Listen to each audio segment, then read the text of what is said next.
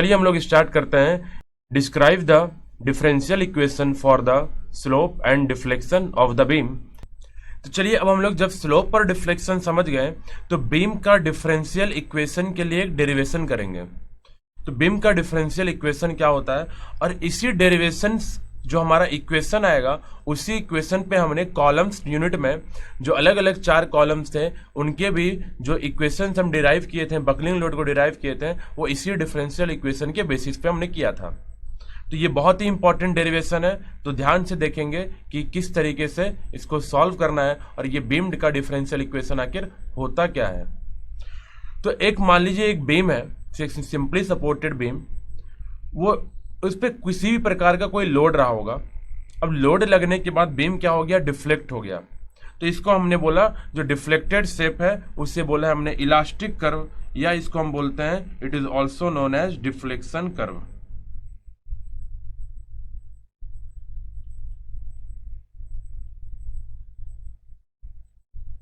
Elastic curve और deflection curve. उस elastic curve पे हमने 2 पॉइंट्स लिया है, that is point P and point Q, और ये बहुत ही कम डिस्टेंस पे है, मींस बहुत ही स्मॉल डिस्टेंस पे है, and that small distance is ds। तो इस कर्व का हमें एनालिसिस करना है और इसी कर्व पे हम अपना डिफरेंशियल इक्वेशन अभी आगे हम लिखेंगे। तो हमें क्या पता होता है कि जब हमने बेंडिंग स्ट्रेस चैप्टर में भी पढ़ा था कि अगर बीम है, अगर वो प्योर बेंडिंग के केस में है तो रेडियस ऑफ कर्वेचर पूरे बीम पे क्या होता था, कांस्टेंट, क्योंकि वो सर्कुलर बेंडिंग में जाता था।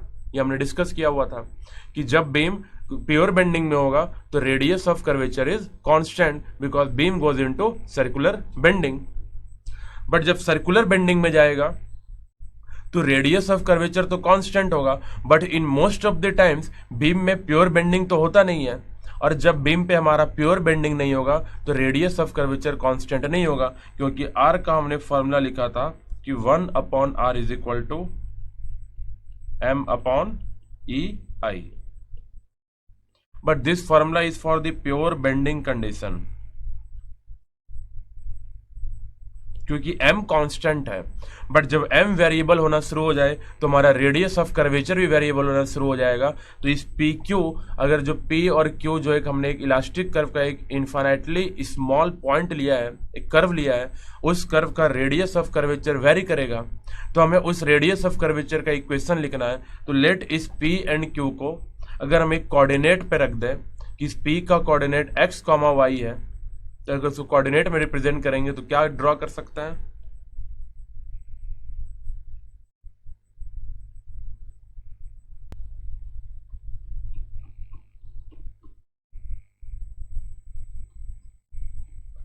तो देखिए हमने उस कर्व को वहां से उठाया और कोऑर्डिनेट पे एनालिसिस के लिए ले गए। तो जो PQ पॉइंट है, जो कर्व इलास्टिक कर्व है जिसका लेंथ ds है, वो PQ पॉइंट अपने सेंटर ऑफ कर्वेचर से जो r डिस्टेंस पे है, रेडियस ऑफ कर्वेचर डिस्टेंस पे, उसका एंगल बना रहा है d थीटा। तो हम बोल सकते हैं consider a segment PQ of very small length ds, let r be the radius of curvature and d theta the included angle of the segment distance। तो ये आप अपने डेरिवेशन में इस स्टेटमेंट को शो करेंगे। तो इस डेरिवेशन को अगर इस कर्व को देखें तो इस कर्व को हम ऐसा लिख सकते हैं कि अगर ds बहुत ही स्मॉल है तो जो कर्व था वो ऑलमोस्ट स्ट्रेट लाइन दिखेगा, and that ds will be equal to r into d theta. और क्योंकि ds बहुत ही छोटा है तो अगर हम इस ds बहुत छोटा है तो अगर इसको हम क्या ऐसा लिख सकते हैं कि ट्रायंगल में शो कर सकते हैं। क्यों हमने ट्रायंगल पे शो किया कि जो कर्व है जो बहुत ही स्मॉल है तो एक स्ट्रेट लाइन है, तो ये डिस्टेंस क्या होगा, dx change in x, and this is height is y, change in y। तो जो कर्व था इसको अगर इन लार्ज व्यू बनाए तो इस कर्व का ये पॉइंट P है, ये पॉइंट Q है, तो इस कर्व के इस हाइट बेस को हमने बोला change in x and this is change in y। तो इसको हमने ट्रायंगल की फॉर्म में लिख दिया, it is ds is hypotenuse of triangle having base dx and height dy। तो हम यहां से इस ट्रायंगल को देखते हुए ये लिख सकते हैं कि इट इज इक्वल टू, तो देखिए हमने लिखा कि जो पॉइंट P है, the slope of the curve at the point P point का जो स्लोप होगा इन coordinates x and y is given by tan theta is equal to dy upon dx, क्योंकि ये पॉइंट हमारा क्या था, this point is point P। तो इस पॉइंट P पे अगर आप टेंजेंट ड्रॉ करेंगे तो that tangent will be ds। तो इसी टेंजेंट को ये जो एंगल बन रहा है, दिस एंगल इज स्लोप, क्योंकि ये हॉरिजॉन्टल कर्व के साथ कितना एंगल पे टेंजेंट है, थीटा एंगल पे। तो हम बोल सकते हैं tan theta is equal to dy upon dx। तो हमें दो रिलेशन मिला था, एक पहला रिलेशन था कि ds is equal to r into D theta, and दूसरा मिला कि tan theta is equal to dy upon dx। अब इसको मैथमेटिकली सॉल्व करेंगे तो हमें क्या रिलेशन मिलेगा, तो आगे देखते हैं। देखिए, अगर इस tan theta dy upon dx को अगर इक्वेशन 1 लिखें, अगर इसको हम डिफ्रेंशिएट कर दें तो differentiating equation 1 we get sec square theta into D theta upon dx is equal to D square y upon dx square. Now पहला इक्वेशन था, जो सेकंड ये जो इक्वेशन था ds is equal to r into D theta, हम यहां से लिख सकते हैं कि D theta is equal to ds upon r।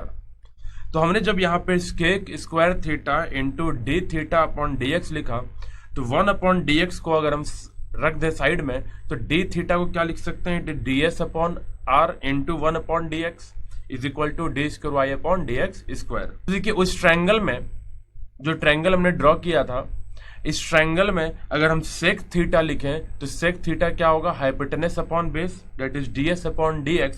इस ds अपॉन dx को आप अबव इक्वेशन में पुट कर देंगे, तो जब हमने वहां पे सेक थीटा का वैल्यू पुट किया तो बन गया sec cube theta upon r is equal to D square y upon dx square.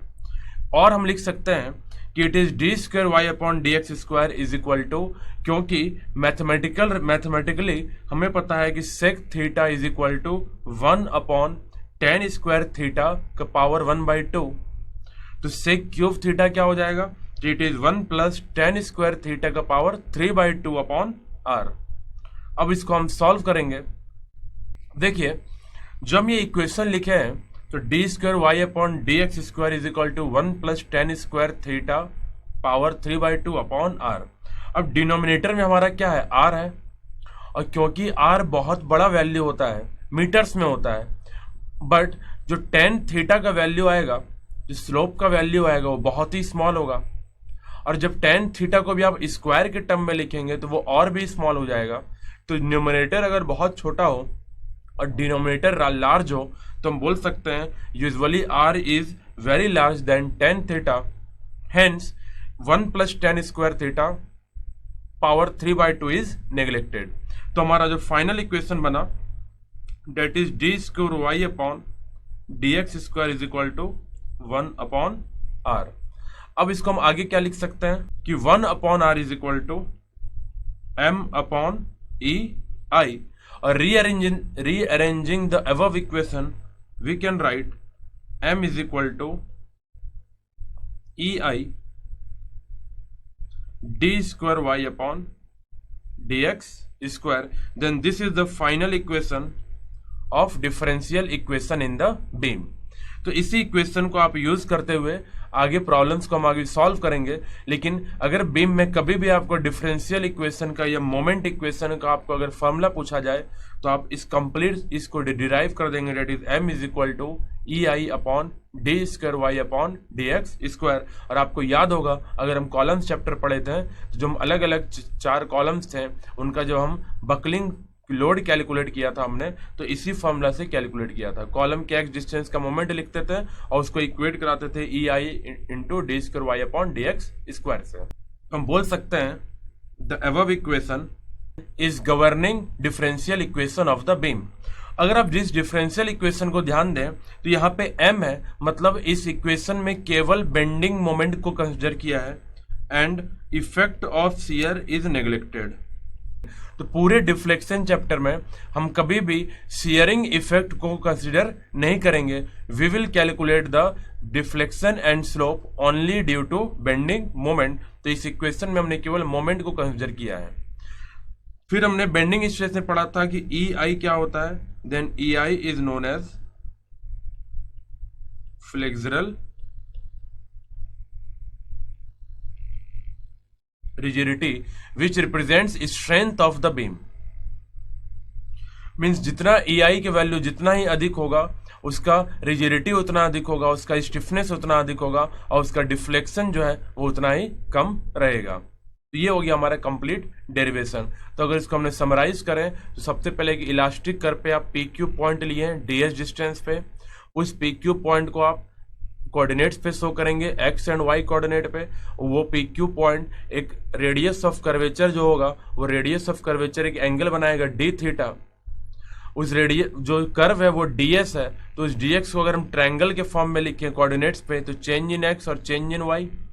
तो वो जो पॉइंट P है जो अपना हॉरिजॉन्टल लाइन के साथ ओरिजिनल कर्व के साथ जो ओरिजिनल एक्सिस के साथ एंगल बना रहा है, डेट एंगल इज थीटा, ये एंगल। तो हम सबसे पहले इक्वेशन हमने लिखा ds is equal to R D theta and tan theta is dy upon dx। अब इस पहले इक्वेशन को डिफरेंशिएट किया हमने, इक्वेशन बना, उस इक्वेशन में हम ds वाले इक्वेशन को पुट करते जाएंगे, मैथमेटिकली सॉल्व करते जाएंगे और जो फाइनल में 1 प्लस टेन स्क्वायर थीटा का जो रिलेशन आएगा डेट इज नेग्लेक्टेड। हम उसे बोल देंगे वो वैल्यू बहुत ही कम है रेडियस ऑफ कर्वेचर के क्रम में, तो वो नेग्लेक्टेड है। तो हमारा फाइनल गवर्निंग डिफरेंशियल इक्वेशन मिल गया m is equal to EI upon D square Y upon dx square. इस फॉर्मूला को आपको यहाँ भी ध्यान रखना है, ये डेरिवेशन ध्यान रखना है। तो I hope you have understood to how to determine the differential equation in the beam. Now we will have a knowledge check. इसी के साथ हमारा दूसरा लर्निंग आउटकम भी अचीव हो गया। I hope you have understood this, then we will have a knowledge check.